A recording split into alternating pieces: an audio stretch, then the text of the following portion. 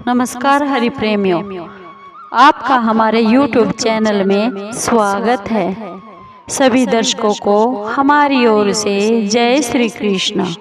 हरि प्रेमियों, कैसे हैं आप? उम्मीद है आप सब अच्छे होंगे। आइए आज की कथा सुनते हैं, आज का प्रसंग सुनते हैं। आज का प्रसंग है माँ तुलसी की संपूर्ण कथा, श्रीमद् भागवत पुराण के महापुराण के अनुसार। हरि प्रेमियों, उससे पहले अगर आप हमारे चैनल पर नए हैं तो प्लीज़ चैनल को सब्सक्राइब ज़रूर कर लीजिए और बेल आइकॉन को ज़रूर दबा लीजिए ताकि आप तक हमारे सारे नोटिफिकेशन पहुंच सके। हरि प्रेमियों, आपका एक भी सब्सक्राइब हमारे लिए बेहद मायने रखता है। आइए कथा को शुरू करते हैं। हरि प्रेमियों, तुलसी माँ से जुड़ी हुई एक बहुत ही प्रचलित कथा है। श्रीमद् देवी भागवत महापुराण में इनके अवतरण की बहुत दिव्य लीला बताई गई है। और एक बार भगवान शिव ने अपने तेज को समुद्र में फेंक दिया था। उसे एक महातेजस्वी बालक के रूप में जन्म लिया। यह बालक आगे चलकर जालंधर के नाम से बहुत ही पराक्रमी राक्षस राजा बना। इसकी राजधानी का नाम जालंधर नगरी था। दैत्यराज कालनेमी की कन्या वृंदा का विवाह इसी जालंधर राक्षस से हुआ। जालंधर महादैत्य था। अपनी सत्ता के मद में चूर उसने माँ लक्ष्मी को पाने की कामना से बहुत भयंकर युद्ध किया, परंतु समुद्र से ही उत्पन्न होने के कारण माँ लक्ष्मी ने उसे अपने भाई के रूप में स्वीकार कर लिया। वहां से पराजित होकर वह देवी पार्वती को पाने की इच्छा से कैलाश पर्वत पर चला गया। भगवान देवाधिदेव शिव का रूप धर कर माँ पार्वती के समीप चला गया, परंतु माँ ने अपने योग बल से उस राक्षस को तुरंत पहचान लिया तथा वहां से माँ पार्वती अंतर्ध्यान हो गई। माँ पार्वती ने क्रोधित होकर सारा वृत्तांत भगवान विष्णु जी को सुना दिया।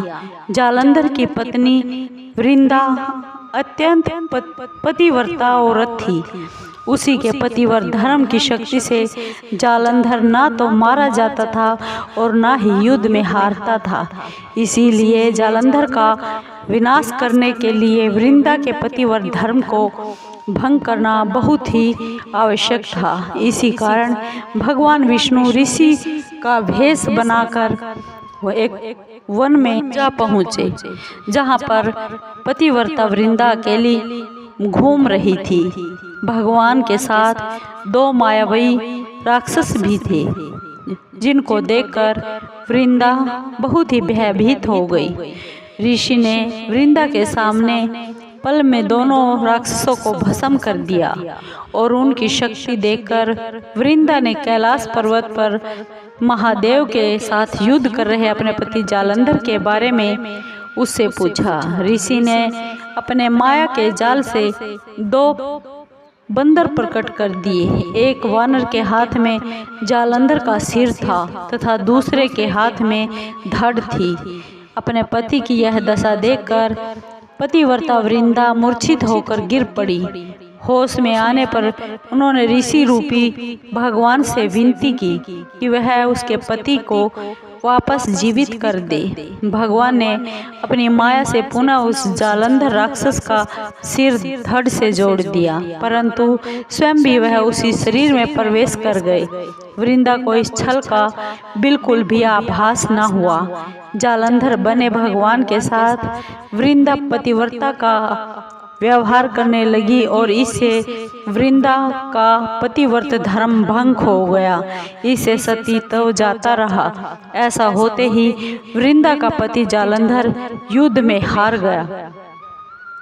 इस सारी लीला का जब वृंदा को पता चला तो उसको बहुत गुस्सा आया और क्रुद्ध होकर उसने भगवान विष्णु को शिला होने का श्राप दे दिया तथा स्वयं वहीं पर सती हो गई। जहाँ पर पतिव्रता वृंदा भस्म हुई थी, वहीं पर तुलसी का एक पौधा उग गया।